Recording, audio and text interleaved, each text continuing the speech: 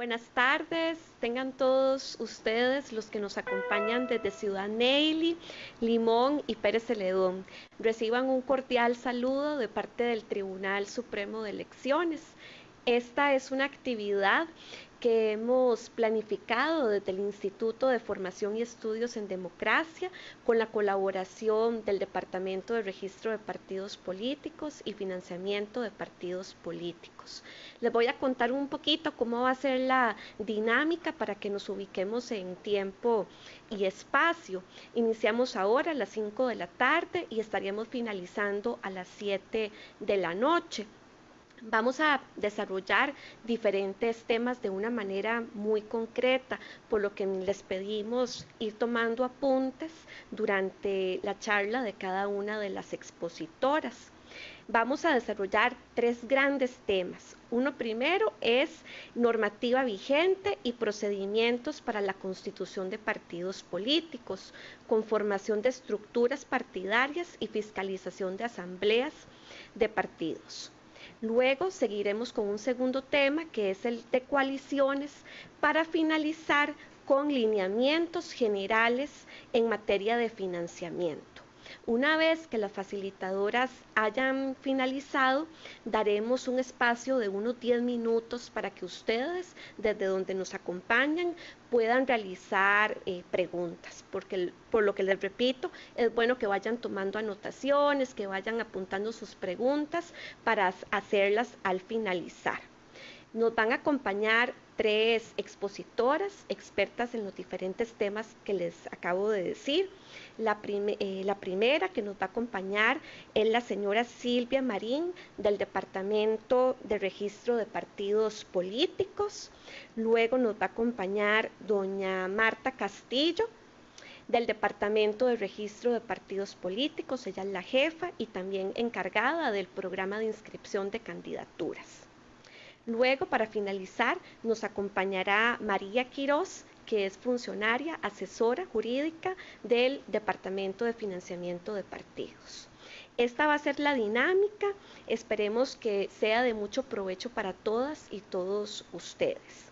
Les recuerdo que al inicio se les entregó un material, una carpeta del IFET para que puedan abrirla y verificar que ahí viene un blog, un lapicero, el código electoral, unos fascículos que son propios de este tema, por lo que les invitamos a leerlos y revisarlo con detenimiento una vez que tengan tiempo posterior a la actividad. Cualquier pregunta, igual vamos a hacerles llegar nuestros contactos para que los puedan hacer por medio de correo electrónico. Entonces les pedimos que presten atención en la medida de lo posible y damos ya inicio a esta actividad con Silvia Marín. Gracias, Mari. Buenas tardes a todos. Mi nombre es Silvia Marín, trabajo para el Departamento de Registro de Partidos Políticos. Voy a iniciar con la capacitación en lo que respecta a constitución de partidos políticos. Iniciamos explicándoles lo que es la dirección del registro electoral. La dirección del registro electoral está conformado por tres dependencias, que son el Departamento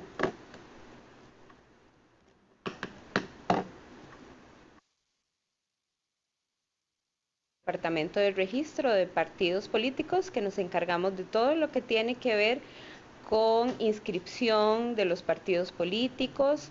También conocemos de todo lo que tiene que ver con coaliciones, que es un tema que vamos a conocer en esta tarde también, y también con acreditaciones de estructuras internas. Aunado a eso tenemos también el Departamento de Coordinación de Programas Electorales, que se encarga de coordinar todo lo que tiene que ver con respecto a las elecciones, todos los programas que trabajan el día de las elecciones. De igual forma, el Departamento de Financiamiento de Partidos Políticos, que ellos conocen toda la materia de financiamiento, que también va a ser un tema que se va a estar tratando en esta tarde, ¿verdad? Son las tres dependencias directas de la Dirección del Registro Electoral y con los cuales ustedes, cuando quieran conformar un partido político, pues van a tener un contacto directo con nosotros, ¿verdad?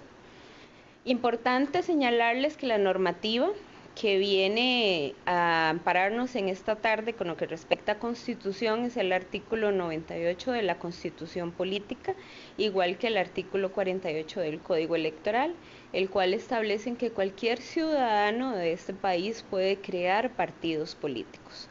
De igual forma, el artículo 49 establece que son asociaciones voluntarias de ciudadanos y ciudadanas sin fines de lucro.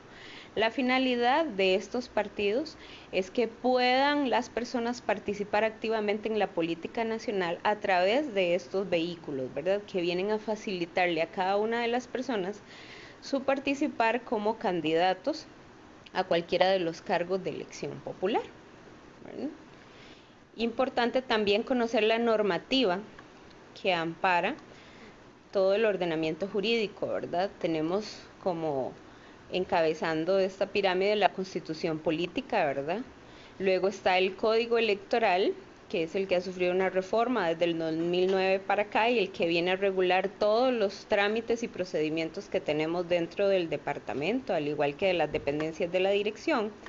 Tenemos los reglamentos creados por el Tribunal Supremo de Elecciones, que aquí vamos a conocer el reglamento de renovación y conformación de estructuras partidarias, que es un reglamento que va de la mano de lo que es el proceso de conformación de un partido político. Tenemos los estatutos de los partidos políticos, ¿verdad? Que es donde cada agrupación política norma cada uno de los procedimientos a seguir por cada una de las agrupaciones políticas. Reglamentos internos que también forman parte de esta pirámide y las cartas ideológicas que puedan darse dentro de cada uno de los partidos políticos. Principios importantes que vienen a regular también todo lo que tiene que ver con estructuras a la hora de que cada agrupación política conforme cada uno de los puestos o estructuras internas que van a tener de acuerdo a la escala de participación. Principio de autorregulación, que permite que las agrupaciones políticas dentro del marco de este principio puedan establecer en sus estatutos cualquier parámetro de calificación, siempre y cuando éste no venga a transgredir lo que es el código electoral, ¿verdad? Y la normativa electoral que existe, al igual que la jurisprudencia. Principio de paridad, que está establecido en el artículo 2 del Código Electoral, el cual establece que todas las estructuras que vienen a conformar los órganos de los partidos políticos tienen que tener 50% de hombres y 50% de mujeres. En el caso de que sea una cantidad impar, solo puede existir la diferencia de uno. Luego está el mecanismo de alternancia, que más que todo se aplica para lo que es el proceso de candidaturas, donde las nóminas que presentan cada una de las agrupaciones una vez inscritos tienen que cumplir con este principio. Es súper importante. Vamos a conocer las escalas de participación por los cuales los partidos políticos se pueden solicitar su inscripción. Tenemos 3 escalas de participación: la escala de participación cantonal, en la cual el partido participa únicamente por el cantón que decida para presentar lo que son candidatos a alcaldes, síndicos y miembros de consejo de distrito. Tenemos también la participación provincial, donde el partido político escogería una provincia por la cual desea participar, y la escala nacional, que le permite su participación en todo el ámbito nacional para todos los cargos de elección popular. Entonces, esas son las 3 escalas que permite el Código Electoral para la participación y que los partidos puedan inscribirse.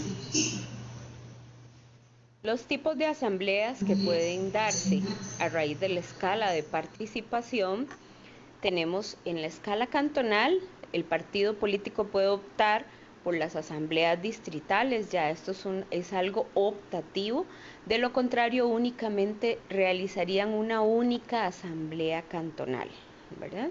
Tenemos la escala provincial, que si el partido, volvemos a lo mismo, no decide tener asambleas distritales por ser optativo, entonces partiría como base de las asambleas cantonales, y una vez que conforme todas las estructuras internas de esas asambleas cantonales, haría su asamblea provincial.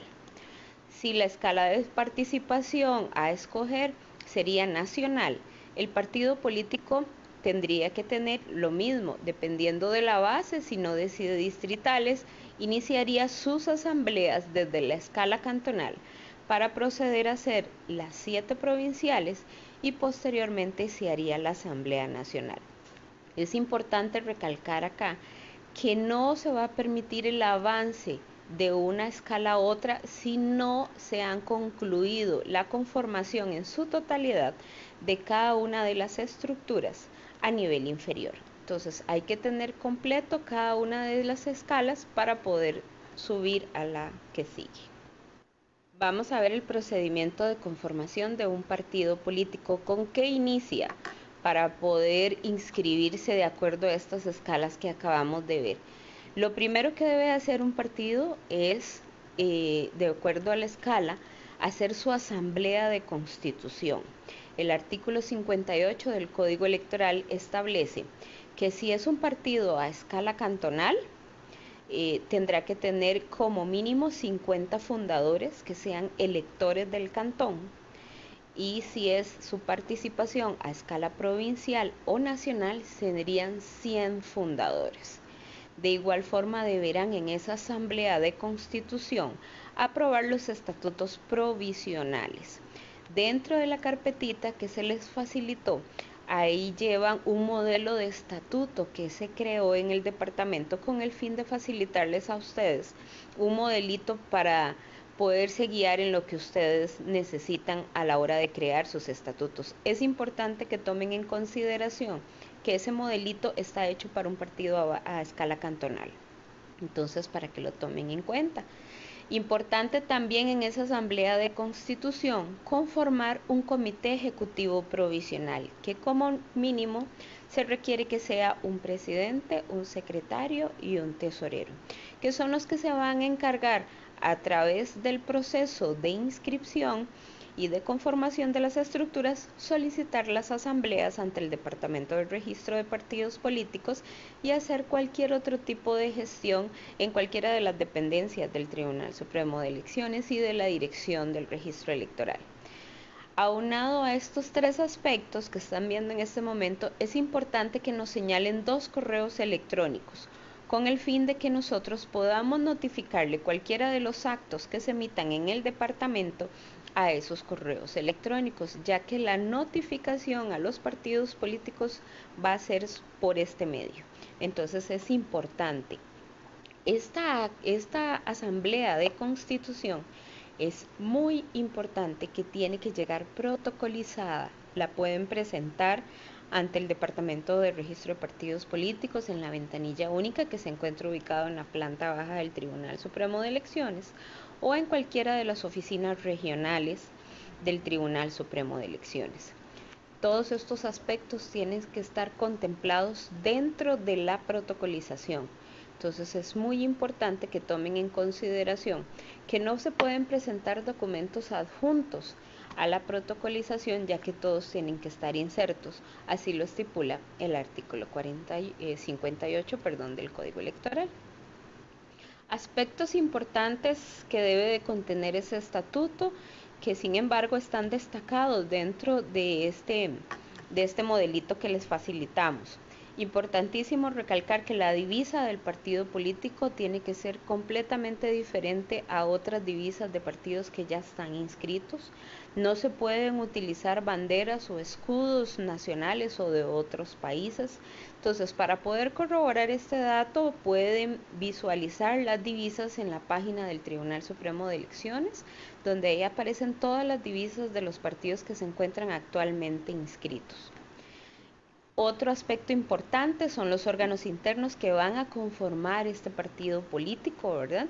Es importante que en ese estatuto se señale si van a tener, como lo dije anteriormente, asambleas distritales o no, la escala de participación y de igual cuál es la estructura que va a conformar cada uno de esos órganos, así como sus funciones. Importantísimo resaltar que dentro del estatuto es bueno señalar cuándo va a ser o una fecha aproximada de su proceso de renovación de estructuras, al igual del mecanismo de designación de los candidatos para los puestos de elección popular. La vigencia de los nombramientos es otro aspecto importante. Tomen en consideración que el reglamento de renovación y conformación de estructuras, así como la jurisprudencia del tribunal, ha señalado que las vigencias de los nombramientos no pueden superar los 4 años. Menos de 4 años queda a criterio de cada agrupación política, pero no puede superar más de 4 años. Entonces es importante que se recalque en el estatuto esa vigencia. El quórum con los que se va a conformar cada una de las asambleas es importante también señalarlo, y la consignación de las actas. Mientras se encuentren como un partido en conformación, cada agrupación política va a llevar sus actos de manera provisional en cualquiera de los libros o computadora, como ustedes gusten llevarlos, pero una vez que el partido ya es inscrito, es importante que utilicen ya los libros legalizados por parte del departamento. En la página del tribunal pueden encontrar el reglamento de legalización de libros de actas, el cual señala que el Departamento de Registro de Partidos Políticos va a legalizar tanto el libro de actas de la Asamblea Superior como el libro de actas del Comité Ejecutivo Superior. Será el secretario del Comité Ejecutivo Superior, que una vez inscrito el partido y que quede electo como tal, el que se encargará de legalizar los órganos y los libros de actas de los órganos inferiores. Esto obviamente dependiendo de la escala de participación de cada agrupación política. Entraremos ahorita a señalarle lo importante de lo que es la fiscalización de las asambleas. Una vez que el partido político ha presentado, llámese en una oficina regional o ante el Departamento de Registro de Partidos Políticos, el acta constitutiva debidamente protocolizada, es cuando podrá, posterior a ello, solicitar la fiscalización de las asambleas. El formulario que se utiliza para fiscalizar esas asambleas se encuentra en la página del Tribunal Supremo de Elecciones. Es un formulario de fácil acceso al cual ustedes pueden bajar, llenar cada uno de los requisitos que se encuentran en el formulario y presentarlo, volvemos a lo mismo, ante el Departamento de Registro o en cualquiera de las oficinas regionales.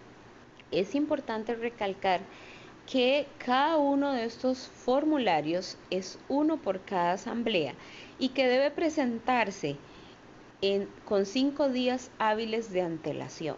Quiere decir que no puede contar ni la fecha de presentación ni la fecha en que se celebra la asamblea.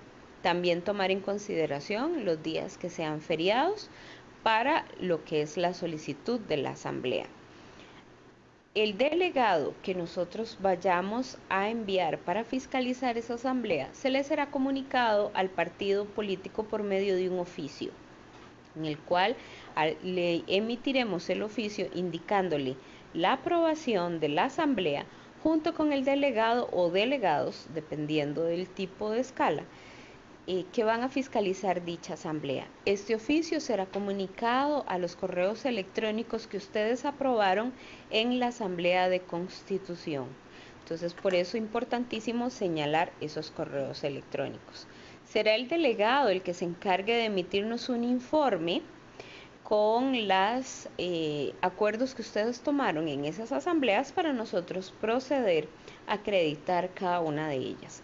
Pero es importante, como vuelvo a recalcar, el que ustedes manejen libros de actas provisionales mientras llega su inscripción para poder asentar en ellas cualquiera de los acuerdos, porque puede darse en el transcurso de los días antes de que le vayamos a designar un delegado, que tal vez algunos de ellos no se puedan presentar o que no se pueda fiscalizar la asamblea. Entonces es importante que las agrupaciones políticas tomen dichos acuerdos y luego no los presenten en las actas que ustedes han levantado.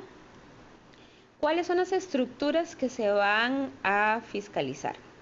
Esto es muy importante. Nosotros vamos a fiscalizar aquellas estructuras que se tomen de acuerdo en esas asambleas que corresponden a comités ejecutivos, llámese de acuerdo a la escala de participación. Si estamos hablando que es un partido a escala cantonal, que no tiene asambleas distritales, lo único que haría es una única asamblea superior en la cual elegiría el Comité Ejecutivo Superior, Fiscalía y los 3 tribunales.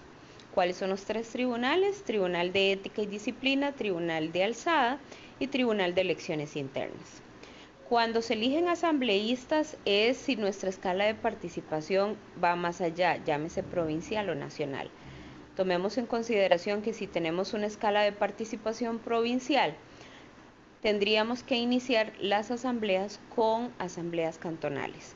Ahí es donde elegiríamos, por tratarse de asambleas base, se van a elegir 5 delegados por cada uno de los cantones, el comité ejecutivo más la fiscalía.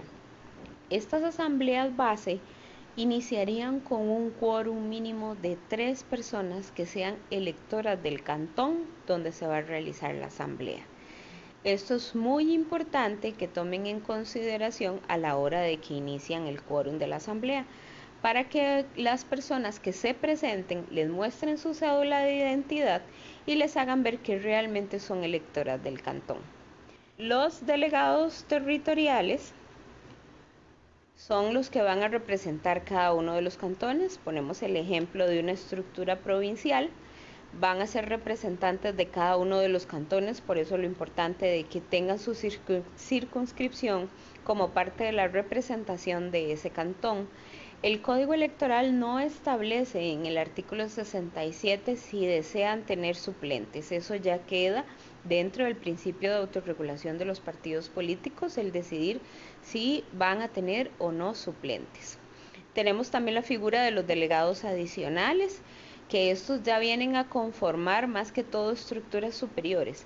De igual forma, si desean tenerlo dentro de las estructuras inferiores, como es las asambleas cantonales, deberán consignarlo de esa forma dentro de los estatutos del partido político. Tomen en consideración, eso sí, que entre más delegados o más cargos tengan dentro de las estructuras, son los cargos que nosotros vamos a validar cada vez que ustedes hagan las asambleas. No se va a permitir que se nombre ni más ni menos de lo que está en el estatuto, entonces para que lo tomen en consideración. También hay estructuras partidarias o partidos políticos que vienen a tener dentro de su ámbito de participación representación por parte de movimientos o sectores. Lo importante en este caso es que lo definan dentro del estatuto cuáles son las funciones, qué serán los cargos que van a tener cada uno de estos movimientos o sectores, y lo más importante es si van a conformar o no parte de la estructura de la Asamblea Superior. Ya que basado en esto nosotros vamos a verificar cuál es el quórum de esa Asamblea Superior y cómo estaría conformado. Entonces es importante que en los estatutos se recalque cuáles son las funciones que le competen meramente a estos movimientos sectoriales. Como les señalé anteriormente, los comités ejecutivos está en el artículo 67 del Código Electoral. El comité como mínimo tiene que tener una estructura de un presidente, un secretario y un tesorero con sus respectivos suplentes. Si desean poner más cargos a estos que están acá señalados, dentro del principio de autorregulación, las agrupaciones políticas lo pueden hacer, tomando en consideración, eso sí, que entre más cargos que ustedes le sumen a la estructura del comité, son cargos que tendrán que designar en cada una de las asambleas.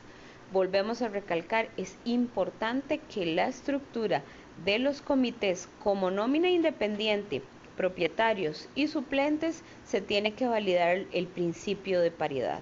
Quiere decir que no podríamos conformar solo la nómina de propietarios con un sexo y la nómina de suplentes con otro, sino que tiene que validarse cada una de las nóminas de forma independiente para el principio de paridad. En lo que respecta a la fiscalía, este está estipulado en el artículo 67 del Código Electoral y 71 y 72 también del Código Electoral.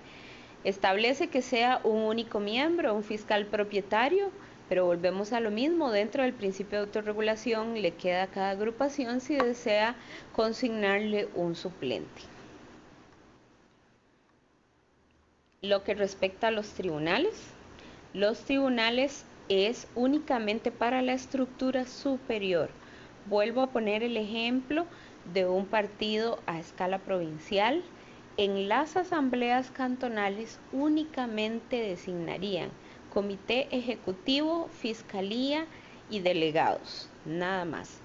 Cuando vayan a hacer su asamblea provincial, elegirían nuevamente un comité ejecutivo superior, un fiscal y estos 3 tribunales: Tribunal de Ética y Disciplina, Tribunal de Alzada o Segunda Instancia, que conoce todo en materia de apelaciones de lo que viene en resolución del Tribunal de Ética y Disciplina, y el Tribunal de Elecciones Internas.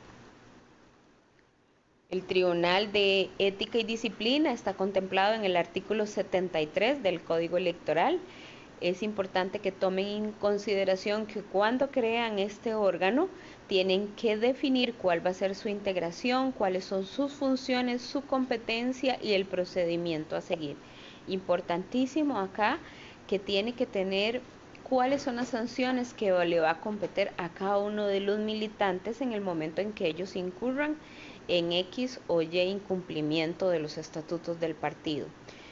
Estas sanciones pueden estar de forma específica dentro del estatuto del partido político o en el reglamento interno que le va a regir a este tribunal. Es importante señalarles que el código establece que este reglamento va a ser propuesto por el Comité Ejecutivo Superior y que el mismo debe ser aprobado en Asamblea Superior. Tribunal de Alzada es el que conoce en segunda instancia o en apelación todas las resoluciones que emita el Tribunal de Ética y Disciplina.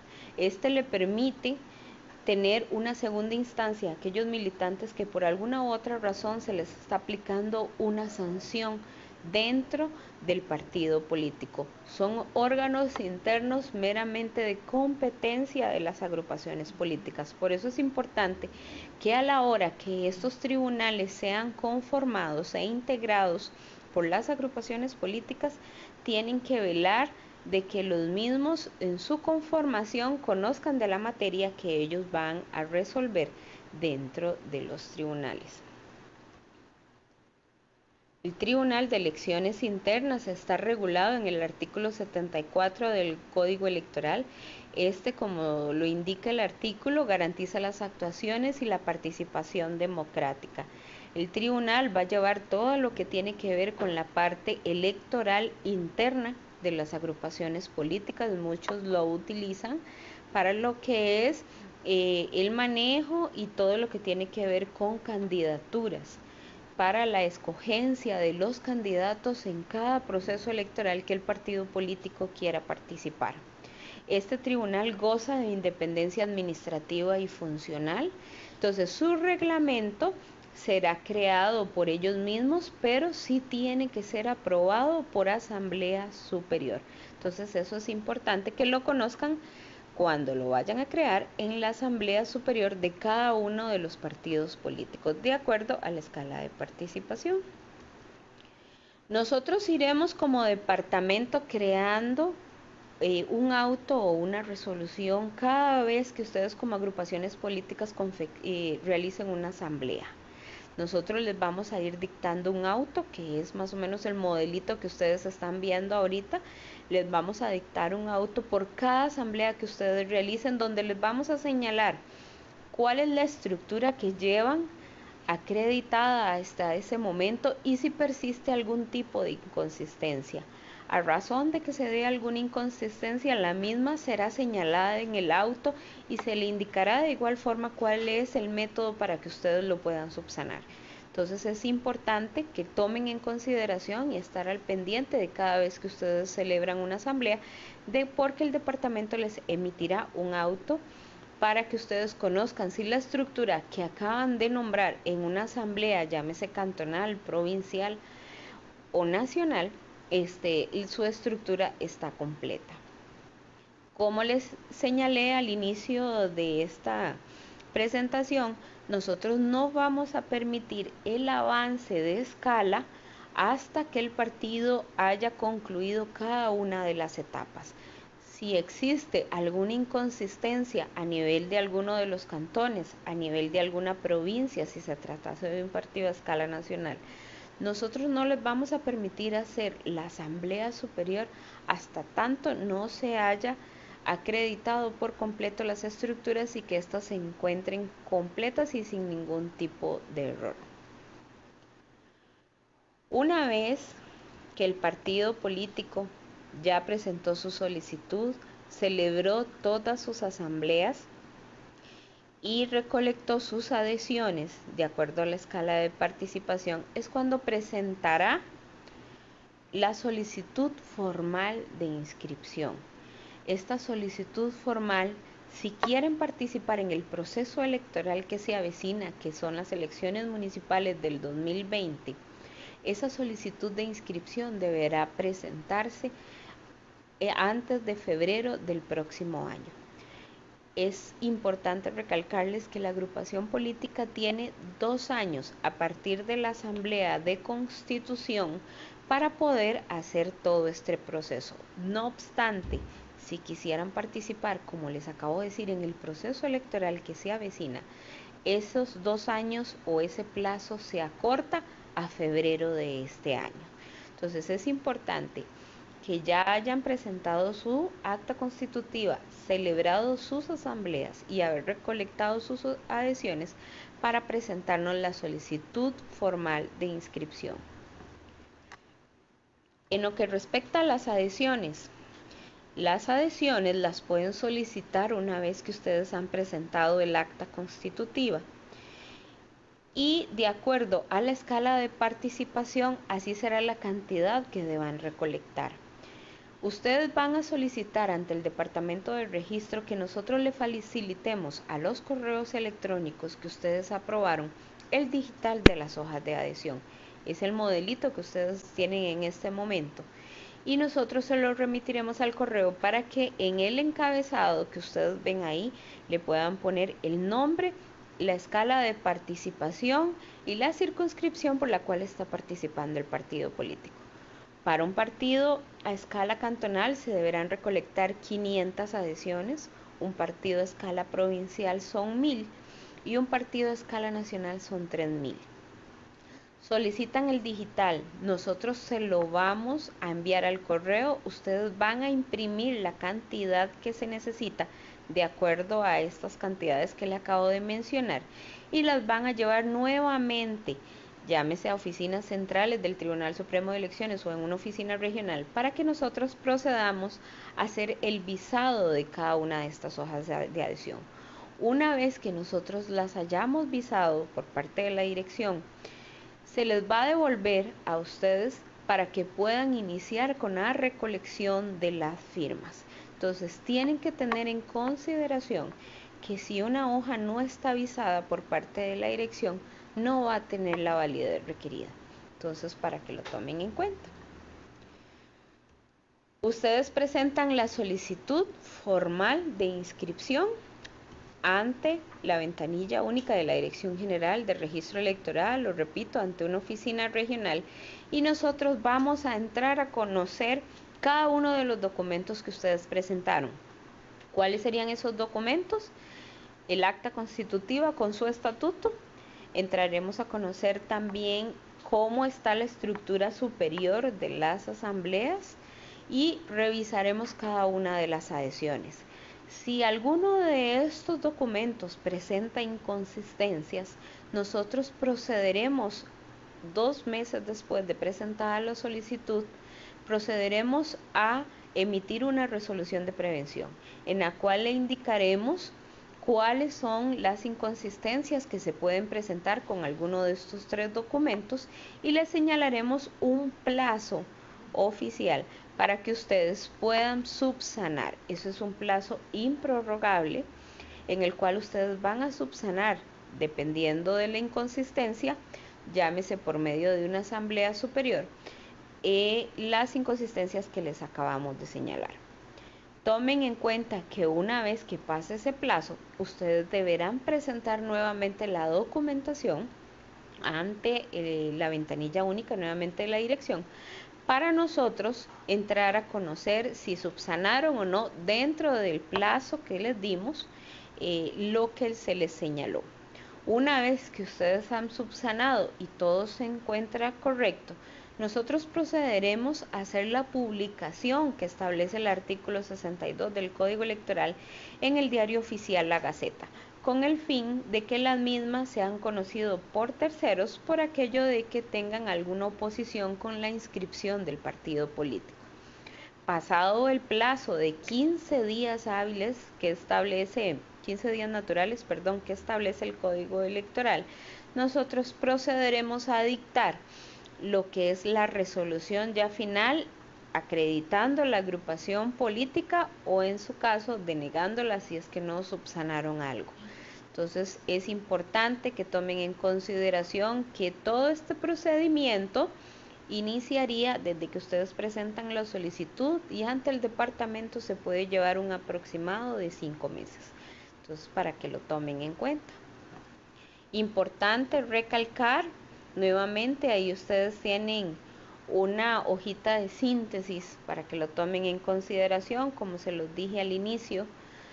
Si quieren participar en el proceso que se avecina, el plazo de los 2 años que tienen las agrupaciones políticas para presentar la documentación que yo les acabo de señalar, se hace más corto, a lo que es febrero de este año que se avecina.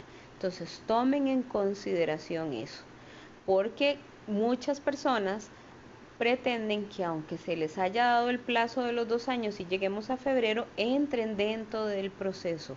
No quiere decir que si llegó febrero y no han concluido con la recolección de todos estos documentos, ustedes se les haya caído todo lo que hayan hecho hasta el día de ahora, sino que seguirán con la inscripción del partido político, no obstante no estarían dentro del proceso. Entonces, finalmente tomen en consideración que es muy importante velar por estos plazos, velar porque la conformación que ustedes van a tener dentro de las estructuras se cumpla, principalmente lo que es el principio de paridad, velar que los delegados cumplan con inscripción electoral para que no tengan problemas en la conformación de las estructuras. Volverles a recalcar que en lo que respecta a las asambleas distritales, estas son optativas. Cada agrupación política procederá a indicarnos en el estatuto si desean o no tener asambleas distritales. De mi parte les agradezco muchísimo toda su atención. Estaremos pendientes si tienen algún tipo de duda o consulta, y de igual forma por medio del IFED ustedes nos pueden contactar para cualquier duda que tengan con respecto al proceso de constitución de partidos políticos. Muchas gracias y buenas tardes. Muchas gracias, Silvia, por tan valiosa charla. Continuamos con la segunda charla, que estará a cargo de doña Marta Castillo. Doña Marta es la jefa del Departamento de Registro de Partidos Políticos y también la encargada del programa de inscripción de candidaturas. Antes de darle el pase a doña Marta, les recuerdo que mediante los diferentes coordinadores, tanto en Pérez Celedón, Ciudad Neyli y Limón, les hicimos llegar las presentaciones, por lo que espero que les haya llegado a cada uno de sus correos. Si no, les recuerdo la importancia de firmar la lista de asistencia, y ahí hay un espacio para dejar claramente el correo de cada uno de ustedes. Entonces, si no les llegó oportunamente, no se preocupen, que se los haremos llegar posteriormente durante la otra semana. Le doy el pase a doña Marta, quien continuará con el tema de coaliciones. Muy buenas tardes, un gusto para mí también poder estar en esta tarde compartiendo varios de los temas importantes que nos ocupan en este momento a los funcionarios del Tribunal Supremo de Elecciones. Como analizábamos y veíamos en la exposición anterior que nos hizo Silvia, es importante señalar y retomar un poquito que en cada uno de los procesos electorales pueden participar únicamente los partidos políticos que se encuentren inscritos. Entonces, actualmente en el Tribunal Supremo de Elecciones tenemos como varias categorías de agrupaciones, unas que se encuentran en proceso de inscripción y otras que ya han participado en otros procesos y se encuentran inscritas. Entonces, se da la posibilidad de que para el próximo proceso las agrupaciones puedan formar algo que establece el Código Electoral y que son las coaliciones. Vamos entonces a analizar un poquito qué es una coalición. Entonces, como les mencionaba anteriormente, una coalición es un grupo de una o más agrupaciones políticas que se encuentran inscritas y que deciden agrupar sus esfuerzos y presentarse al electorado bajo esta figura jurídica. Es importante tomar en consideración que toda la regulación sobre el tema de las coaliciones la vamos a encontrar en el Código Electoral a partir del artículo 83 al 86. Lo que se establece es que las coaliciones no originan una nueva agrupación, es decir, se trata de agrupaciones que ya se encuentran inscritas, agrupaciones que tienen vigentes sus estructuras, han cumplido con el proceso de renovación de estructuras y entonces no dan origen a un nuevo partido, sino que lo que hacen es unir sus esfuerzos para presentar al electorado una opción conjunta en una determinada circunscripción electoral.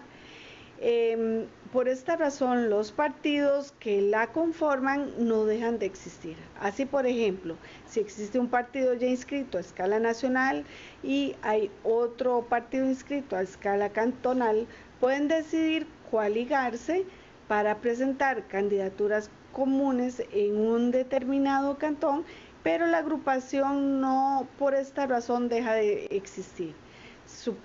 Bajo este supuesto, si la agrupación es una agrupación a escala nacional, podrá presentar candidaturas en el resto de cantones, pero en uno determinado puede ser que decida coaligarse. Por esa razón se dice que este partido o los partidos que se coaligan no pierden su identidad ni dan origen a una nueva agrupación. Los partidos que decidan coaligarse deberán haber cumplido con el proceso de renovación de estructuras y si se tratara de una nueva agrupación deberá haber obtenido necesariamente su inscripción. Pueden conformarse por uno, dos o más partidos. Además de esto, no pierden su identidad, como les mencionaba anteriormente, pueden conformarse en diferentes escalas. Puede ser que partidos inscritos a escala nacional decidan formar una coalición en una determinada provincia, en un determinado cantón, etc. Las posibilidades son en realidad bastante grandes dependiendo de los intereses o de la unidad de fuerzas que quieran hacer las agrupaciones en una determinada circunscripción territorial. Pueden, eso sí, coaligarse únicamente en la circunscripción donde se encuentran inscritos. Como mencionábamos anteriormente, existe una escala de participación que le autoriza a cada agrupación a postular candidatos de acuerdo a la escala en que se encuentran inscritos. Entonces, con esto lo que quiero decir es que si un partido político no se encuentra inscrito en una provincia determinada, obviamente no podrá pretender coaligarse si su escala de participación es en una provincia diferente. Es importante también indicar que todas las coaliciones deben ser presentadas 6 meses antes de la elección en que se pretende participar.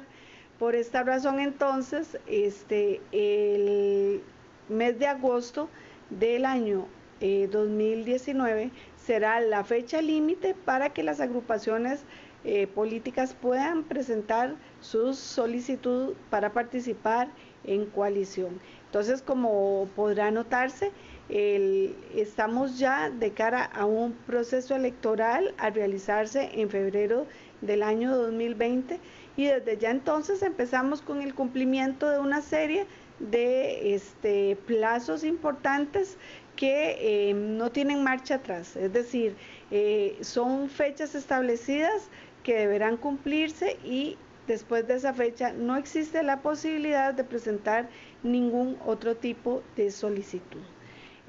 Para hacer una coalición, a diferencia de lo que habíamos conversado anteriormente, no se requiere presentar adhesiones. Vamos ahora a ver entonces concretamente cuáles son los requisitos para conformar una coalición. Lo primero que establece nuestra legislación es que se da un procedimiento relativamente sencillo, pero no por eso menos importante. Lo primero que debe hacerse es adoptarse un acuerdo por parte de las asambleas superiores de cada agrupación política en la que decide que van a presentar candidaturas comunes en un lugar determinado, pero es un acuerdo que debe ser aprobado por la Asamblea Superior. Por ejemplo, si un partido provincial desea coaligarse, entonces la Asamblea Provincial deberá aprobar ese acuerdo, y si el deseo es coaligarse con un partido inscrito a escala nacional, entonces el partido inscrito a escala provincial a través de su Asamblea Provincial debe autorizar la participación en coalición. Igualmente, la Asamblea Superior del partido inscrito a escala nacional deberá aprobar ese tipo de participación. Con esto es importante tener claro que para participar en coalición no solamente se requiere el deseo de un grupo de ciudadanos que conformen tal vez alguna de las asambleas de las estructuras de los partidos políticos, sino que además debe existir un acuerdo por parte de las asambleas superiores. Recalco este requisito porque es un requisito sin el cual no se podría aceptar ninguna participación de agrupaciones políticas en coalición.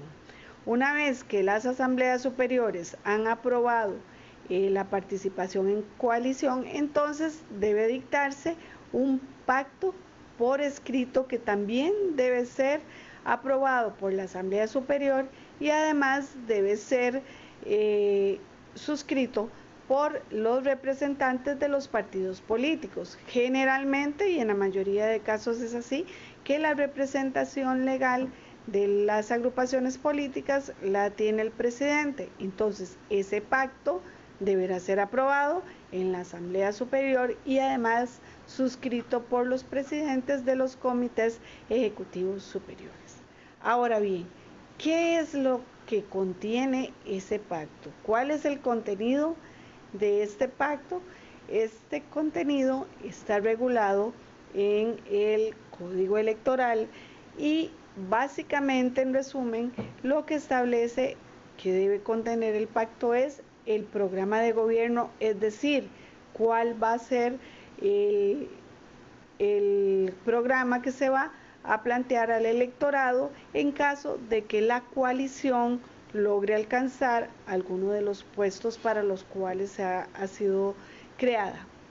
Debe tener un nombre y divisa, así como un lema que va a ser diferente al de los partidos coaligados. Es decir, si un partido ya inscrito a escala nacional se va a coaligar con un partido cantonal para participar en un cantón determinado, el nombre va a ser un nombre al de los partidos que han decidido coaligarse. Debe tener un nombre, una divisa también diferente, debe tener un comité coordinador que podría asumir la misma figura de un comité ejecutivo con un presidente, un secretario, un tesorero.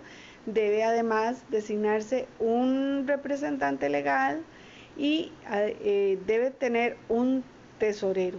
Generalmente se establece y se recomienda que el tesorero sea alguno de los tesoreros de los partidos que han decidido coaligarse. Además, este pacto de coalición deberá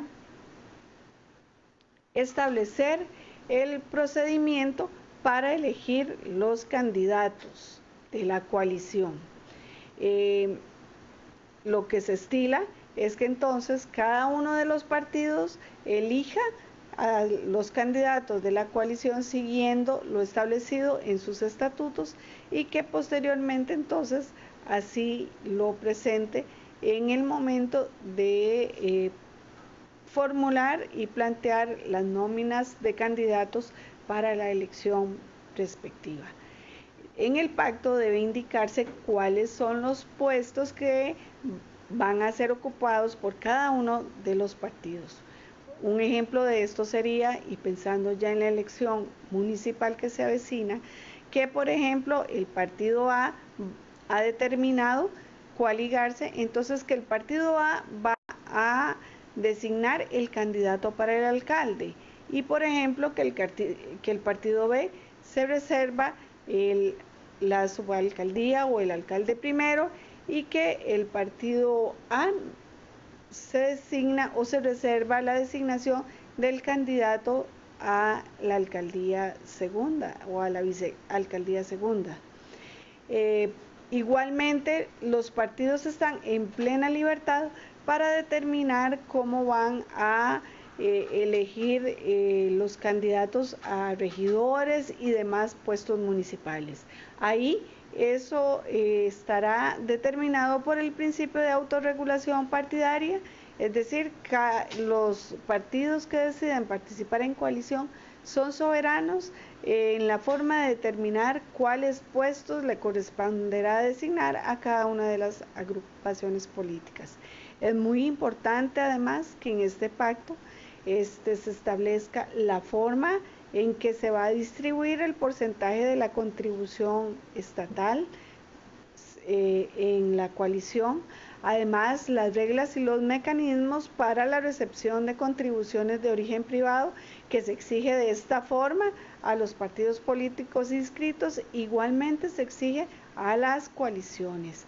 Y es muy importante además que dentro de este pacto se establezca una instancia colegiada de resolución de conflictos en caso de que existieran dentro de la coalición.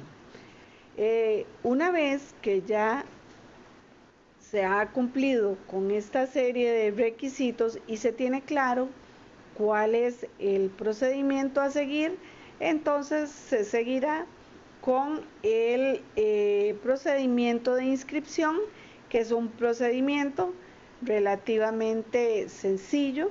¿Y en qué consiste este procedimiento? Bueno, primero se debe presentar ante el Tribunal Supremo de Elecciones, ya sea ante la Dirección General o alguna de las oficinas regionales, el pacto de coalición, recordando que la fecha límite es el mes de agosto de 2019.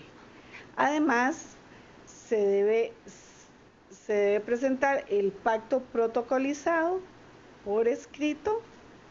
Se debe presentar además las actas de las asambleas superiores en las que conste que se aprobó el pacto de coalición. Ya todas las agrupaciones políticas saben que la presentación de las actas de las asambleas superiores debe ser una presentación debidamente certificada, generalmente por el secretario de la agrupación política.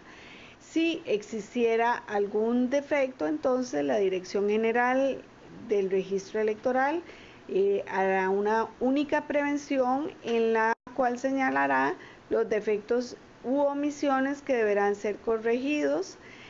Una vez que estos sean corregidos, entonces, o que la agrupación política atienda a la prevención, se procederá a emitir una resolución por parte de la Dirección General del Registro Electoral.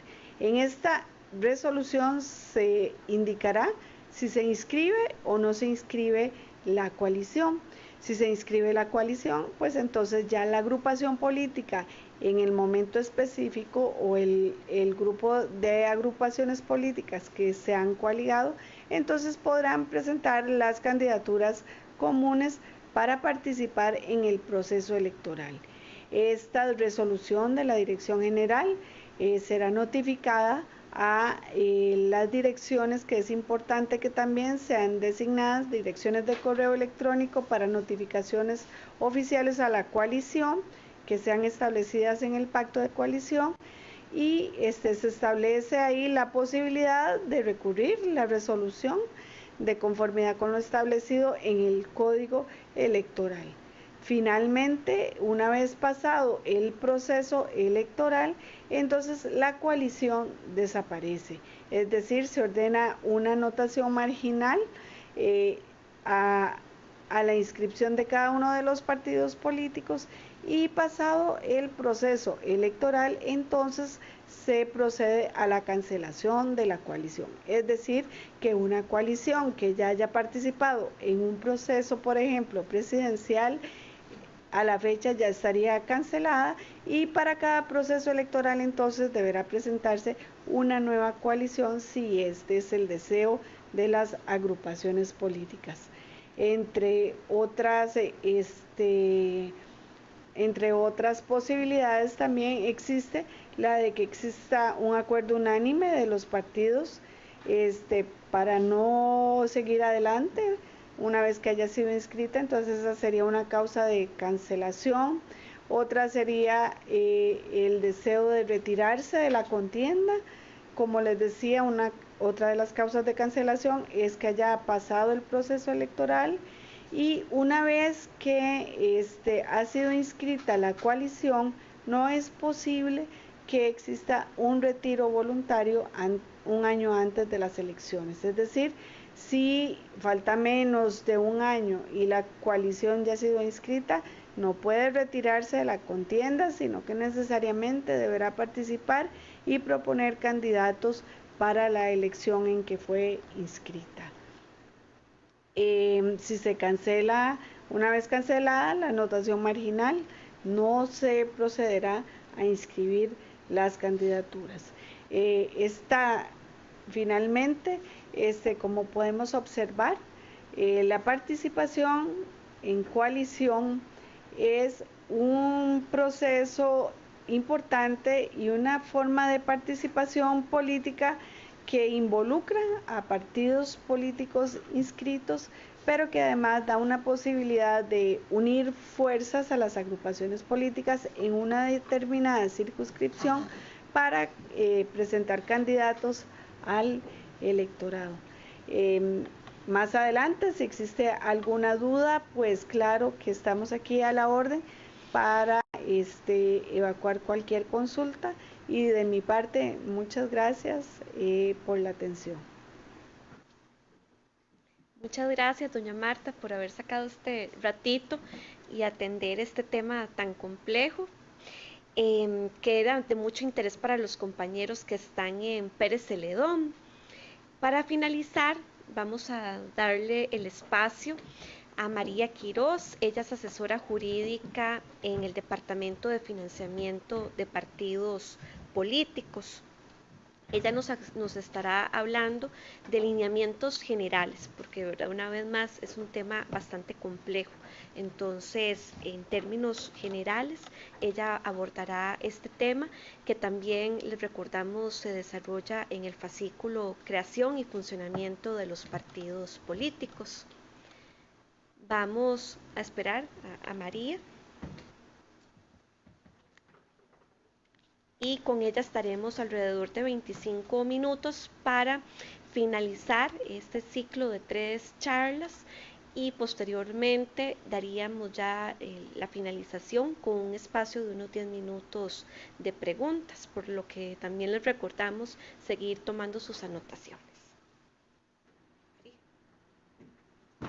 Buenas tardes, muchas gracias por su atención. Me corresponde a mí hablarles un poquito sobre materia de financiamiento de partidos políticos. En primer término, el Departamento de Financiamiento de Partidos Políticos fue creado en el año 2009. Se establece organizar una dirección general del registro electoral y de financiamiento de partidos políticos, y en esta está compuesta por departamentos como el registro de partidos políticos, del que ahorita conversábamos con las compañeras, el Departamento de Coordinación de Programas Electorales y el departamento al cual yo pertenezco, que es el Departamento de Financiamiento de Partidos Políticos.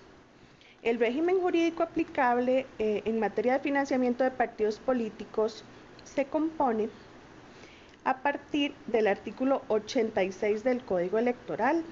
También las competencias del Departamento de Financiamiento de Partidos Políticos se encuentran reguladas en el Reglamento de Financiamiento de Partidos Políticos. Al final de esta presentación yo les anexé los enlaces mediante los cuales pueden accesar a esta y otra normativa específica de financiamiento de partidos políticos en caso de que lo quieran así acceder.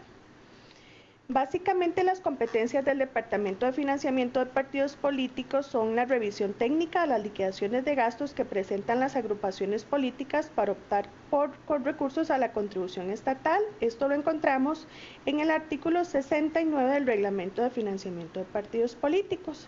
También dar seguimiento al manejo de las finanzas partidarias. Esto lo encontramos en los artículos 9, 11, 88 y 89 del mismo reglamento, así como advertir a las instancias competentes la eventual comisión de faltas o delitos electorales. Esto lo encontramos en el artículo 94 del mismo reglamento. Para desarrollar estas competencias, el departamento está dividido en 4 grandes áreas, que son el área de auditoría, el área de análisis financiero, el área de investigaciones y el área de revisión de liquidaciones de gastos.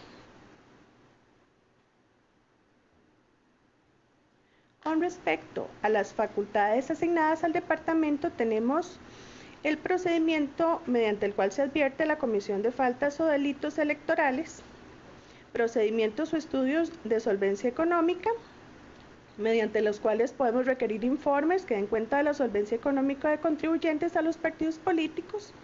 También emplazar al propio responsable como a terceros, lo que incluye a la Dirección General de Tributación y a los bancos del Sistema Bancario Nacional. También tenemos otra de las facultades principales del departamento, es el acceso a información bancaria. En este sentido, tenemos la posibilidad, a través de resolución fundada del Tribunal Supremo de Elecciones, a solicitud de este órgano técnico, para solicitar el acceso a cuentas bancarias de los partidos políticos, de cuentas de personas físicas o jurídicas que administren fondos de los partidos políticos, esto según voto de la Sala Constitucional del 2004, el 9705. También tenemos otra facultad, que es la posibilidad de levantar el secreto bancario.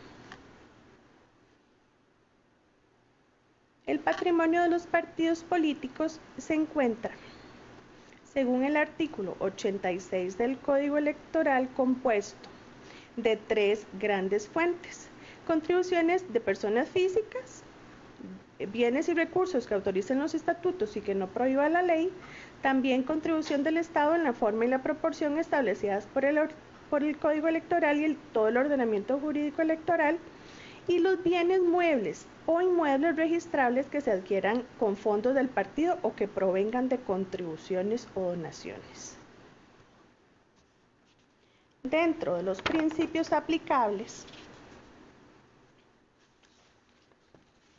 regulados en el artículo 87 del Código Electoral, tenemos el principio de legalidad, de transparencia, de publicidad, el principio de rendición de cuentas, principio de responsabilidad y el principio de autodeterminación. Algunos de estos principios ya lo fueron analizados por las compañeras en las otras partes de esta capacitación. Importante decir aquí que todo el manejo del tema de finanzas partidarias está sujeto al principio de publicidad y al principio de transparencia. ¿Qué quiere decir esto? Que absolutamente todos los movimientos económicos que realicen los partidos políticos están sujetos al escrutinio público. Quiere decir que cualquier dinero que un partido político reciba a manera de contribución o donación o aporte puede ser sujeto a verificación no solamente por instancias técnicas como el Departamento de Registro de Partidos Políticos de Financiamiento, sino también por cualquier ciudadano o agrupación cívica que se encuentre interesada por analizar las situaciones de un partido político en particular. Dentro de las obligaciones permanentes que los partidos políticos se comprometen a acatar una vez inscritos, tenemos llevar la contabilidad actualizada y los comprobantes de gastos ordenados. La Tesorería también tiene la obligación de gestionar ante el Tribunal Supremo de Elecciones el visado de todos los libros de control contable que la agrupación política posea. De conformidad con el artículo 1 del Reglamento sobre Financiamiento de Partidos Políticos, los libros contables que tiene que legalizar la agrupación política corresponden al libro de Diario General, Mayor General e Inventarios y Balances. Estos libros tienen que presentarse a legalización ante el Departamento de Registro de Partidos Políticos. También el tesorero es el responsable del resguardo de la documentación contable y financiera, así como de su debida actualización. Otra de las obligaciones permanentes que tienen los partidos políticos es observar las reglas técnicas de contabilidad y las disposiciones reglamentarias que emite el Tribunal Supremo de Elecciones, así como facilitar cualquier informe o documento que sea requerido. Con respecto a las obligaciones permanentes, también es importante recapitular lo ya señalado por las compañeras sobre el contenido mínimo estatutario que tiene que establecer la constitución de un partido político, toda vez que el artículo 52 del Código establece en los incisos M, N y P del Código Electoral requerimientos contables específicos de nuestra materia de financiamiento que ya tienen que venir consignados en los estatutos del partido político que se solicita inscribir. Estos hacen referencia a los mecanismos que garanticen la efectiva publicidad de su información contable y financiera, las normas que permitan conocer públicamente el monto de las contribuciones de cualquier clase que el partido reciba y la identidad de quienes contribuyan, también contemplar los mecanismos necesarios para determinar el origen, cuando así se amerite, de estos recursos, y la obligación del tesorero de informar esos datos trimestralmente al Comité Ejecutivo Superior del partido político y al Tribunal Supremo de Elecciones. En el periodo de campaña política, esto lo vamos a ver también más adelante, el informe debe rendirse de manera mensual. Otro de los requerimientos mínimos en materia estatutaria relacionados directamente con el financiamiento partidario es el establecimiento de los mecanismos que aseguren los principios de igualdad, la forma en que se distribuye, en el periodo electoral y no electoral de la contribución estatal de acuerdo a lo establecido en la Constitución Política. De lo que el partido político disponga para capacitación deberá establecerse en forma permanente y paritaria tanto para hombres como para mujeres con el objetivo de capacitar, formar y promover el conocimiento de derechos humanos, la ideología de género, la igualdad, incentivar el liderazgo, la participación política, el empoderamiento, la postulación, el ejercicio de puestos de elección, entre otros.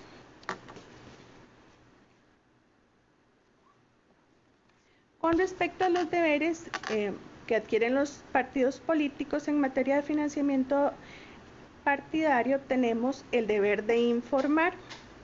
Este deber de informar se refiere específicamente a las contribuciones y estados financieros.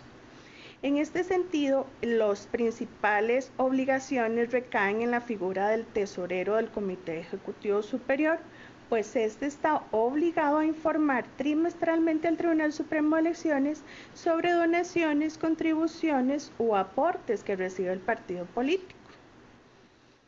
También debe reportar al Tribunal Supremo de Elecciones todas las contribuciones en especie que superen el monto de 2 salarios base en el momento de la tasación del bien. Adicionalmente, tiene que remitirse en forma trimestral un reporte de los estados financieros al Tribunal Supremo de Elecciones y en periodo electoral este reporte deberá ser mensual.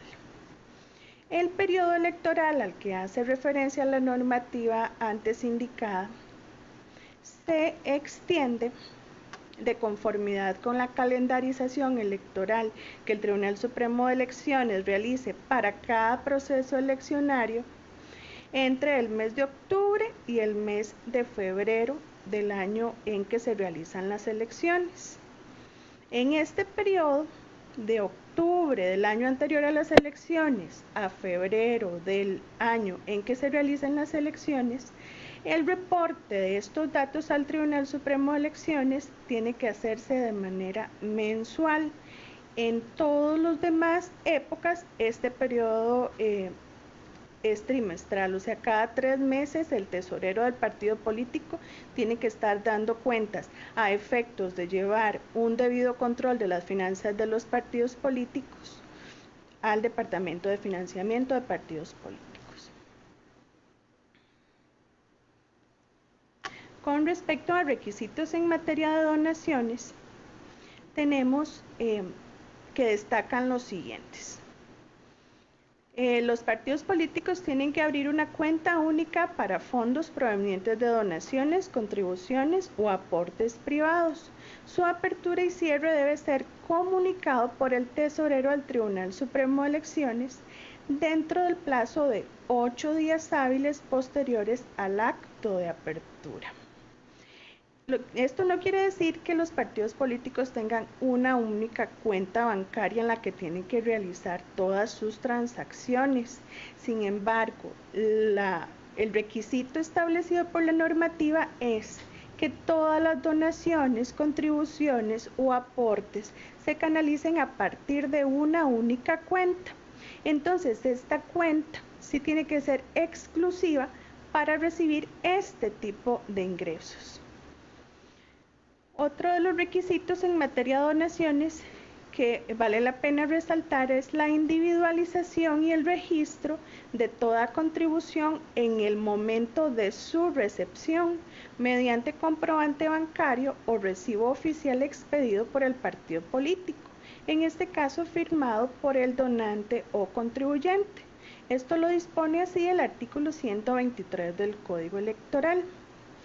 ¿Por qué en el momento de su recepción? Precisamente para no alterar la periodicidad con la que en época electoral, que es donde con más frecuencia se van a recibir este tipo de donaciones, se pueda ir registrando justo en el momento en que se recibe. Adicionalmente, tenemos como requisito en materia de donaciones reglamentar toda actividad de recaudación de dineros para el partido o para alguna de las tendencias oficialmente acreditadas y cumplir con los requisitos para la recepción de donaciones. Esto se está señalando también en el artículo 123 del Código. El tesorero tiene que llevar adicionalmente un registro de todas las actividades de recaudación de fondos que la agrupación política efectúe. Como otro de los requisitos importantes que tenemos que considerar en materia de donaciones, es el canalizar toda contribución por medio del tesorero del Comité Ejecutivo Superior. La identificación plena de los contribuyentes exigida en el artículo 133 del Código y la publicación en octubre de cada año en un diario de circulación nacional de un estado auditado sus finanzas, incluida la lista de sus contribuyentes o donantes, con indicación expresa del nombre y el número de cédula del contribuyente, además del monto aportado por cada uno durante el año. Esto de conformidad con el artículo 135 del Código Electoral. Ahora bien, con respecto a las condiciones para acceder a la contribución estatal, tenemos que se encuentra reguladas las reglas inicialmente en el artículo 96, incisos 2 y 4 de la Constitución Política. Ahí se establecen dos requisitos fundamentales: alcanzar al menos un 4% de los sufragios válidamente emitidos a escala nacional o los inscritos a escala provincial que obtuvieren como mínimo ese porcentaje en la provincia o eligieren por lo menos un diputado.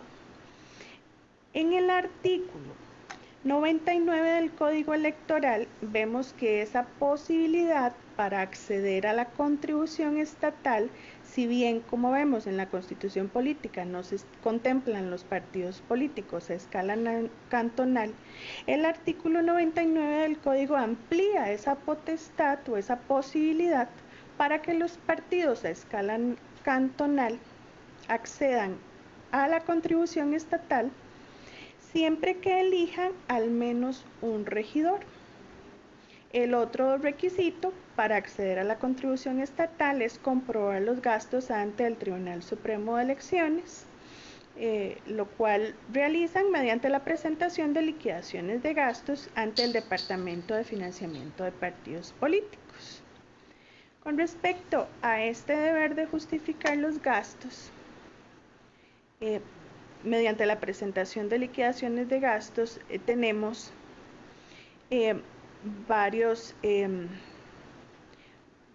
pasos, entre los que destacan realizar una liquidación única para los gastos comprendidos en el inciso A del artículo 92 del Código, que se establecen como clasificación de gastos justificables, y en las liquidaciones trimestrales para gastos comprendidos en el inciso B de ese artículo, según lo determina el artículo 95 del Código Electoral. ¿Qué quiere decir esto? Que los partidos políticos tienen la posibilidad de acceder al reconocimiento de sus gastos con motivo de su participación no solamente en las campañas políticas, sino durante todo el año, a través de liquidaciones únicas para el ejercicio de la campaña política y trimestrales en la época que no es de campaña electoral, o sea, periodo no electoral. También tenemos requisitos establecidos para presentar esa liquidación de gastos, que están establecidos en el artículo 106 del Código Electoral y también en el artículo 46 del Reglamento sobre el financiamiento de partidos políticos, teniendo que contener esta liquidación de gastos una certificación de gastos del partido político emitida por un contador público autorizado, acompañado de los comprobantes, facturas, contratos y demás documentos de respaldo.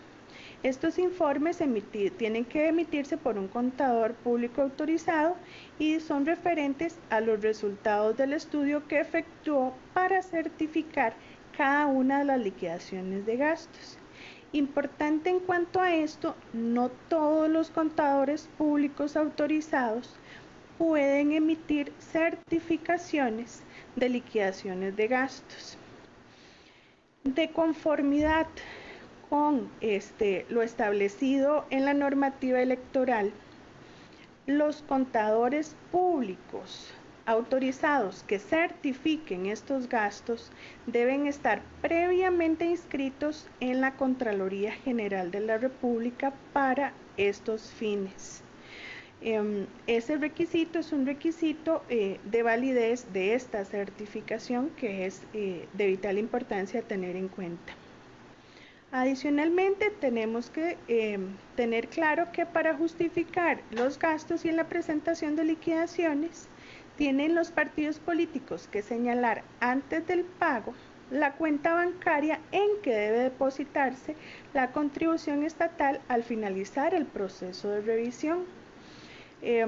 Actualmente se está requiriendo, además del número de cuenta bancaria, el número IBAN, que es el que están utilizando las entidades bancarias más recientemente para efectos de seguridad. Otro tema importante en materia de financiamiento de partidos políticos es el tema de la cesión del derecho a la contribución estatal. De conformidad con el artículo 96 de la Constitución Política, los partidos políticos, por medio de su Comité Ejecutivo Superior, pueden ceder total o parcialmente los montos de la contribución estatal fijados en el artículo 96 a los que tengan derecho. Esto quiere decir que previo a la obtención de esos recursos, en situaciones específicas, los partidos políticos pueden comprometer esa eventualidad de derecho a la contribución que puedan obtener. Estas sesiones tienen que realizarse por medio de certificados de un valor o de varios valores cambiables en la Tesorería Nacional por los bonos que el Estado emita para pagar la contribución política. Dichos certificados indican el monto total de la emisión. Debe ser notificado esta liberalidad a la Dirección General de Registro Electoral, y en el caso de que existan varias emisiones, cada emisión tiene que incluir el número de serie que corresponde, el monto y las anteriores emisiones. Para el pago de estas emisiones de certificados de cesión, siempre va a tener preferencia la primera sobre la segunda y así sucesivamente hasta la última emisión que realiza el partido político.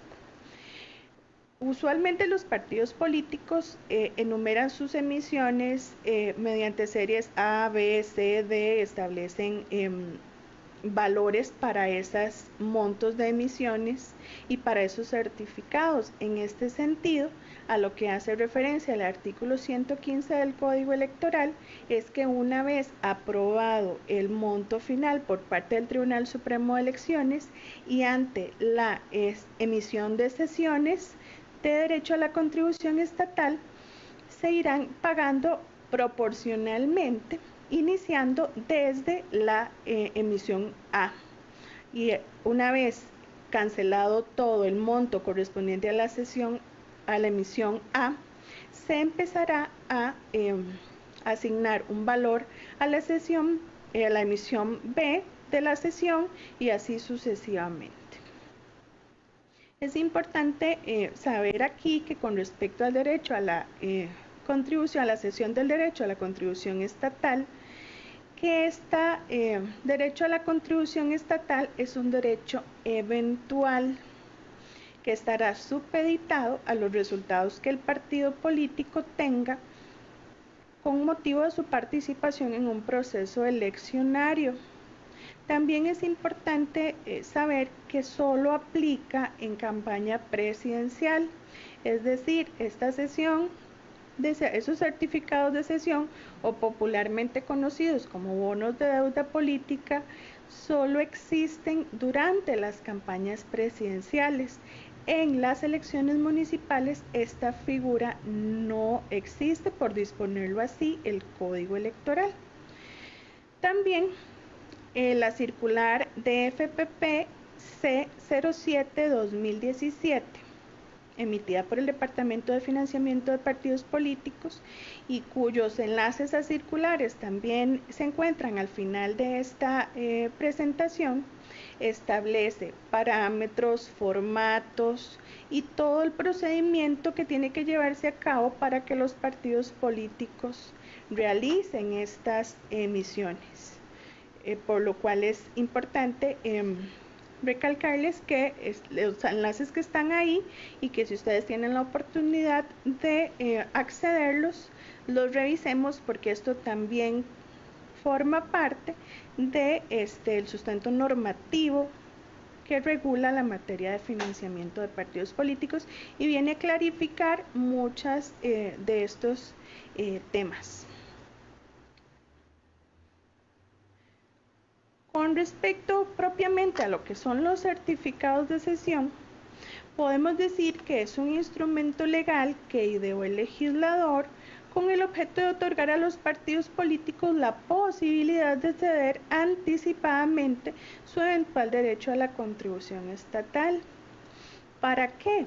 Para poder hacer llegar recursos a las arcas de los partidos políticos mediante los cuales puedan hacerle frente a las obligaciones derivadas tanto de un proceso eleccionario como gastos permanentes en los que necesiten incurrir.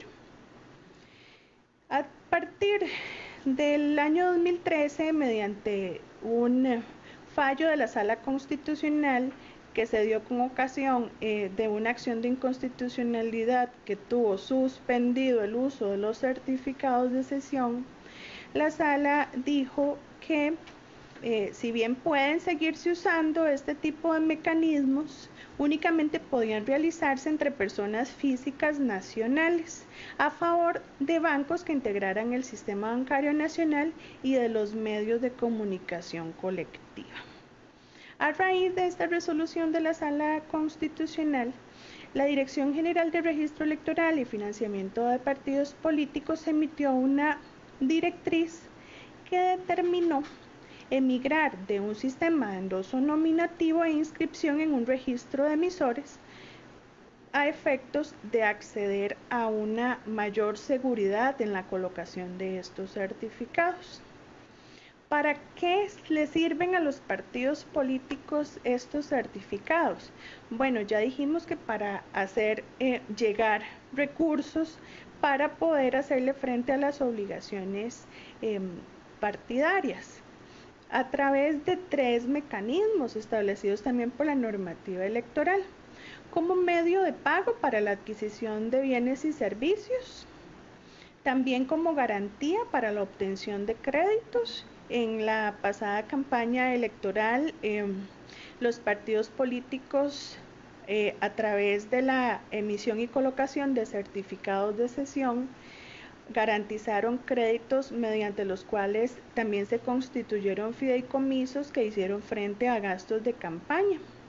También existe la posibilidad de vender directamente estos certificados para llegar recursos líquidos a la agrupación política, teniendo en cuenta que, según lo dicho anteriormente, esta venta directa solo puede proceder para personas físicas nacional, toda vez que personas jurídicas y extranjeros les está vedado comprar este tipo de instrumentos.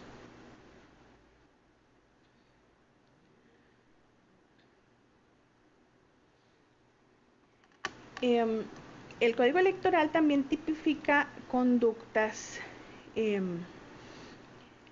que se sancionan dentro de la materia de financiamiento de partidos políticos, que hacen referencia básicamente al incumplimiento de obligaciones o realización de actividades prohibidas. En este sentido, el código enumera tanto delitos como faltas electorales. Los delitos electorales en materia de financiamiento de partidos políticos los encontramos a partir del artículo 273, entre los artículos 273 y 276 del Código, y hacen referencia básicamente a las siguientes conductas: recaudar fondos sin autorización, certificar gastos falsos ocultar información, rehusarse a brindar información para verificar la comprobación de gastos. También el tema de la existencia de contribuciones o préstamos de extranjeros o compra de certificados. También existe regulación sobre el tema de donaciones directas a candidatos o precandidatos oficializados. Todas estas son conductas prohibidas por el ordenamiento jurídico electoral.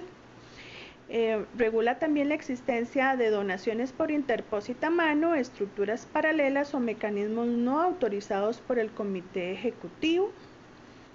La no denunciar aportes ilegales, no atender prevenciones emitidas por el Tribunal Supremo de Elecciones o requerimientos de auditoría, así como recibir contribuciones anónimas. Todas estas conductas se encuentran tipificadas como delitos electorales que en última instancia son castigadas por los tribunales de justicia.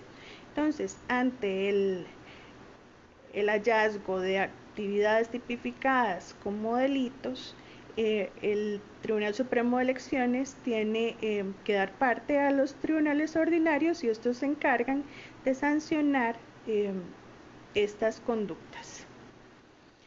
También tenemos conductas tipificadas como faltas electorales en los artículos del 287 al 288 del Código Electoral.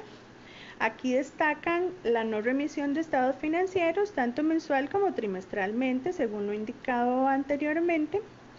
Manejar donaciones fuera de la cuenta exclusiva para ello, de la cuenta única que hablábamos anteriormente. Recibir en la cuenta bancaria depósitos anónimos. Realizar actividades de recaudación sin autorización del Comité Ejecutivo Superior. Recibir contribuciones ilegales y entre ellas las que fueren depositadas fuera del país. Es importante como reflexión final a este pequeño repaso en materia de financiamiento de partidos políticos, el valor que se le ha dado al funcionamiento y a las labores que realiza el Departamento de Financiamiento de Partidos Políticos. Tómese en cuenta que antes de la promulgación del nuevo Código Electoral, esta labor no se encontraba sujeta al Tribunal Supremo de Elecciones, sino más bien la realizaba la Contraloría General de la República. En virtud de esto, la materia de fiscalización de finanzas partidarias se convierte en una nueva labor a partir del Código Electoral del 2009.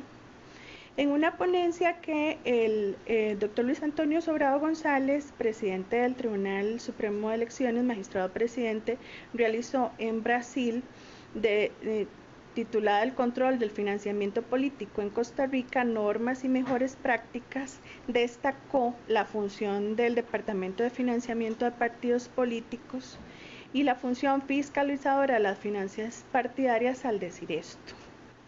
La existencia de una regulación adecuada es condición necesaria pero no suficiente de éxito.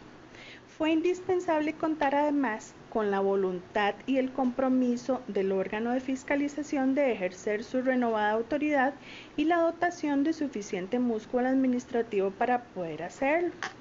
Conviene destacar que el Departamento de Financiamiento de Partidos Políticos no se ha limitado a labores de gabinete, ni se ha atenido a la documentación que le suministran los partidos. Por el contrario, su filosofía ha sido la de indagar a profundidad la realidad de los gastos y los ingresos de esas agrupaciones más allá de esos elementos documentales, mediante labores de campo, visitas a las sedes partidarias, entrevistas a contribuyentes y proveedores, etc.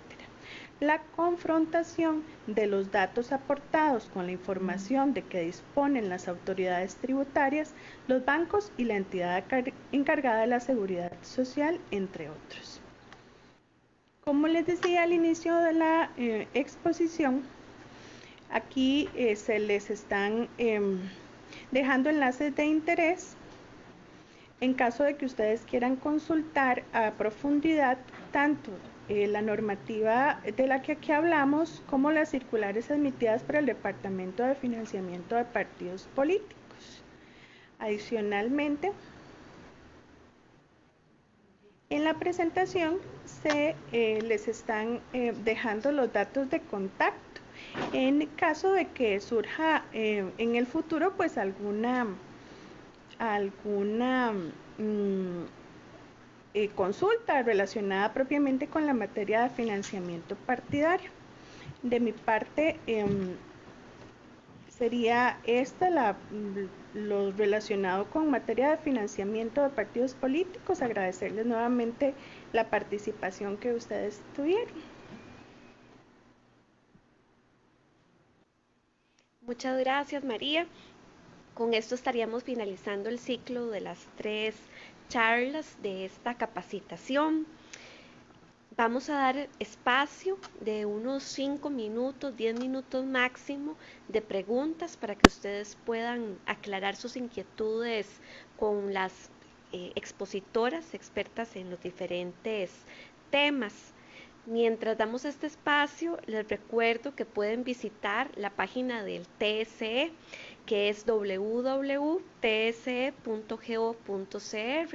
Ahí pueden tener acceso a diversas clases de informaciones, entre ellas las publicaciones que ha realizado el IFET, como los libros, revistas de derecho electoral, en donde pueden encontrar artículos académicos de diferentes temas de interés electoral. También materiales didácticos como los fascículos que les metimos en las carpetitas. Esos materiales didácticos también están en digital y los pueden conseguir en el link del IFET, así como jurisprudencia que ha dictado el Tribunal de los Magistrados a través de diversos pronunciamientos. Entonces les invitamos a visitar esta página. Vamos a dar entonces el espacio para que ustedes puedan formular sus preguntas.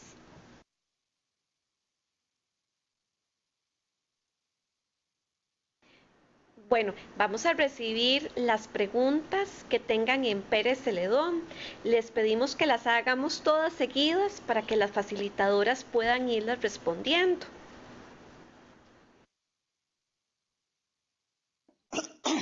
Bueno, muy buenas tardes. Ya quedó muy claro en la exposición cómo la ruta para la inscripción de un partido político y la inscripción para una coalición es diferente.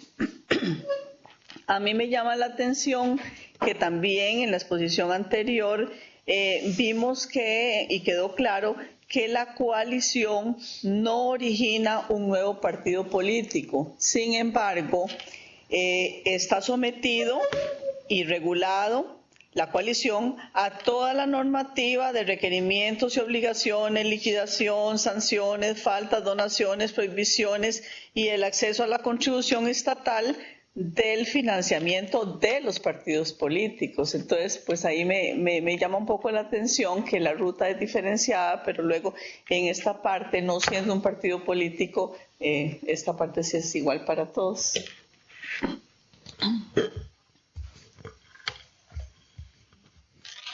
Muy buenas tardes, mi nombre es Milton Badilla y son dos preguntitas. Una es, ¿quiénes deben elevar la solicitud a la Asamblea Ejecutiva, o sea, para que lo conozca la Asamblea Superior? ¿El Comité Ejecutivo Cantonal o quiénes deberán? Ya yo sé que eso lo debe aprobar a las asambleas superiores, pero ¿quién lo debe elevar? Y lo otro es, ¿cómo se divide o cómo se distribuye la deuda política en una posible coalición cantonal? Que nos hable un poquito de eso de la deuda política, porque hay algunos compañeros que tienen dudas con respecto a eso, el tema de la deuda política. Gracias. Vamos a ir respondiendo a cada una de las preguntas. Buenas tardes.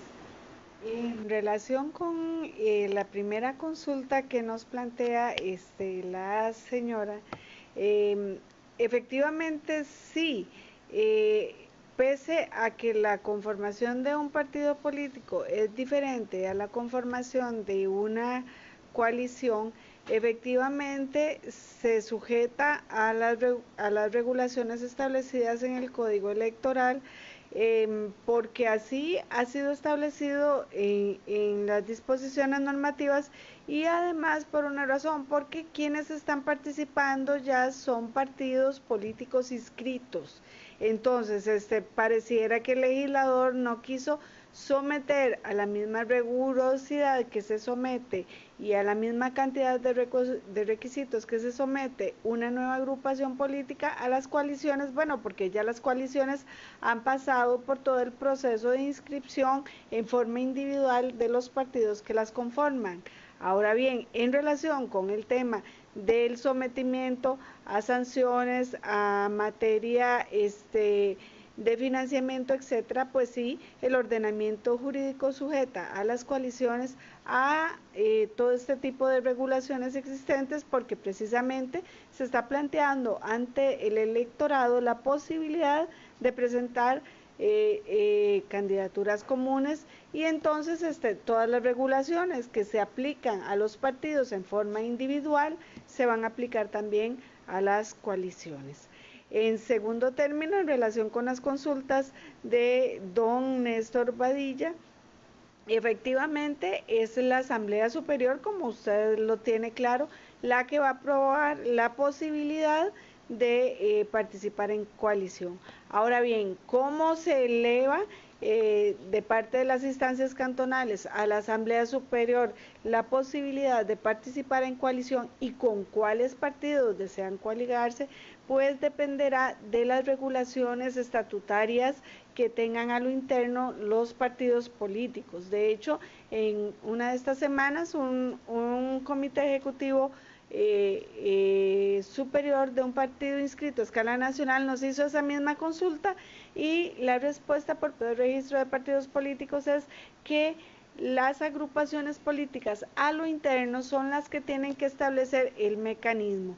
En ese caso particular de esta agrupación nos decían que ellos lo que iban a hacer era atender las solicitudes de cada uno de los comités ejecutivos cantonales, y ahí iban a someterla a la decisión de la Asamblea Superior para ir viendo la posibilidad de coaligarse en algunos cantones.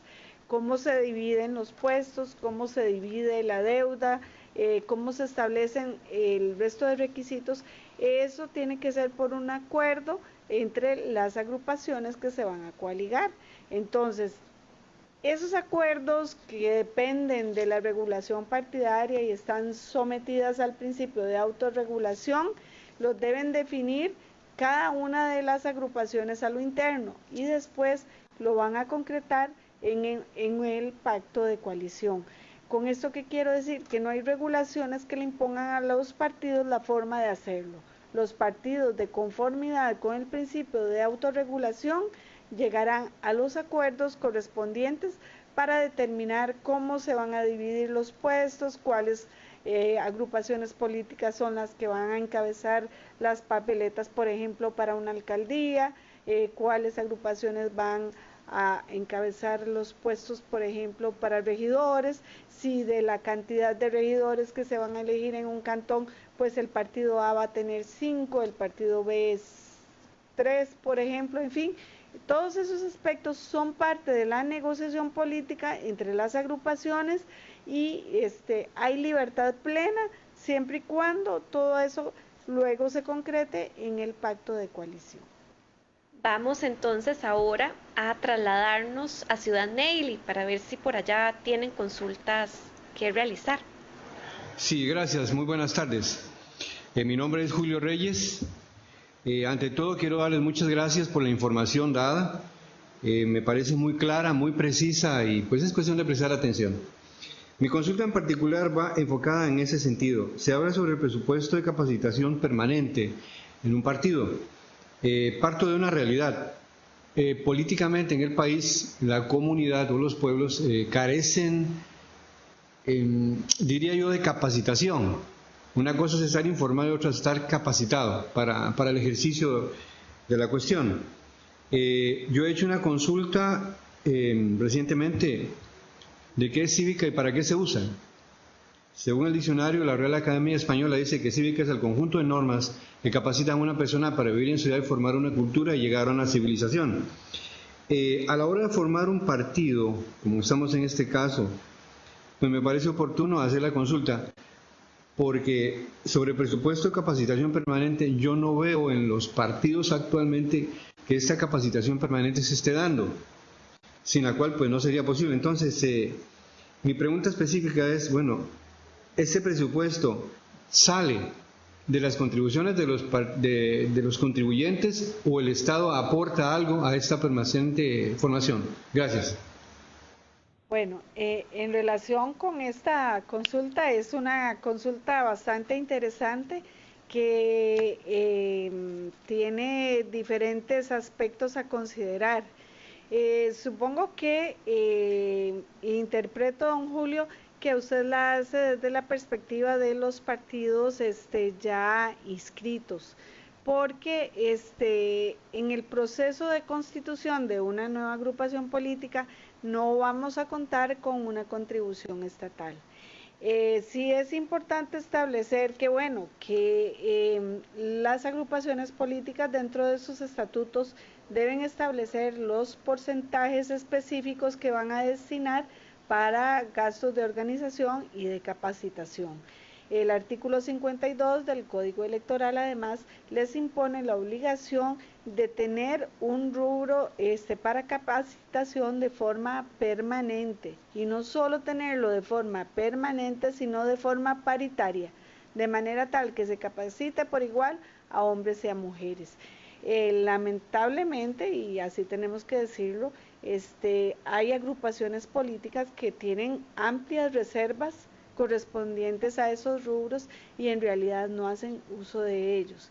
Creo que debe darse una labor conjunta, y ahí también el Instituto de Formación y de Estudios en Democracia ha tomado como consigna el hecho de que efectivamente debe darse mayor capacitación, y no solo a las personas que militan dentro de agrupaciones políticas, sino también a la ciudadanía en general. Y entonces, si bien la labor de capacitación de militantes es una labor que esencialmente correspondería y debería velar por ella cada agrupación política, también a través del IFED se han hecho grandes esfuerzos para establecer capacitaciones que, como usted decía, contribuyan a la educación cívica y ciudadana, puesto que permanentemente se tienen programas para capacitar a los jóvenes, a las personas que han sido designadas para ocupar puestos de elección popular. Se les llama al Tribunal Supremo de Elecciones para darles capacitaciones en el ejercicio del cargo, y creo que también los militantes de las agrupaciones políticas pueden exigir a cada uno de los partidos políticos esas capacitaciones, porque efectivamente hay hay parte de los recursos estatales destinados de forma permanente para que las agrupaciones capaciten a sus militantes. De forma tal que sí coincido con usted y creo que es muy adecuada su comentario y su inquietud en relación con el tema de la necesidad que se tiene de capacitar cada día más a los ciudadanos para que participen más en la política nacional. Muchas gracias, doña Marta. Ahora nos trasladamos finalmente a Guapiles para ver si por allá tienen alguna consulta que realizar. Bueno, buenas tardes. Mi nombre es Jeremías Mora. Básicamente son tres consultitas muy concretas. En primer lugar, nos gustaría saber a partir de qué punto tiene la tesorería del partido que empezar a presentar los informes, tanto trimestrales y también el que se presenta auditado en octubre. La segunda consulta sería sobre una mención del artículo 123 del Código Electoral sobre actividades para la recaudación de fondos para el partido. ¿Cuáles serían esas actividades? ¿Qué actividades tienen permitidos los partidos políticos realizar para dicho fin? Y finalmente nos interesa saber porque uno de los requisitos a la hora de presentar la solicitud formal de inscripción del partido es presentar una constancia de la protocolización del acta. Entonces no me queda claro si basta solo con el acta protocolizada o hay que hacerle solicitud al notario público que emita una constancia o una certificación, más bien es la palabra, disculpen, que de él certifique que en efecto se realizó la constitución del partido. Eso sería básicamente. Muchas gracias por sus preguntas. Con respecto a las obligaciones que tiene el tesorero de presentar informes al Departamento de Financiamiento de Partidos Políticos, tenemos que una vez constituido el partido político, legalizados sus libros contables, está en capacidad de empezar a mover sus finanzas. Quiere decir que a partir de ese momento podría estar en capacidad, al menos potencialmente, de recibir contribuciones, donaciones, aportes. Y en este sentido, don Jeremías, las obligaciones de presentar reportes de estados financieros y de contribuyentes, si lo están haciendo y si su inscripción se desarrolló, como es la generalidad de los casos, en época no electoral, partiría a partir de ese trimestre. En todo caso, las circulares de los partidos políticos que se establecen a través de las que se les notifican o se les recuerdan todas sus obligaciones, una vez inscritos, una vez el Departamento de Registro de Partidos Políticos nos comunica la inscripción de un nuevo partido, empiezan a notificárseles esas circulares directamente a los tesoreros. Entonces, desde ese punto, el acompañamiento va a ser de manera directa una vez que el partido político nace a su vida jurídica, y ahí nosotros de la mano vamos a estar acompañándolos, vamos a estar orientándolos sobre la calendarización de la presentación de todos estos informes. Ahora, la publicación de estados financieros, usted o el partido político tiene que realizarla en el mes de octubre, independientemente de si resultó inscrito en el mes de septiembre, ¿verdad? En todos, a partir de ese año, tendría que estar presentando la publicación de estados financieros. Con respecto a la segunda pregunta suya, que hace referencia a los términos de las actividades de recaudación previstas en el artículo 123 del Código, tengo que decirle que lo que se ha establecido es que las actividades de recaudación son todas aquellas permitidas por los estatutos de los partidos políticos. En este sentido, hay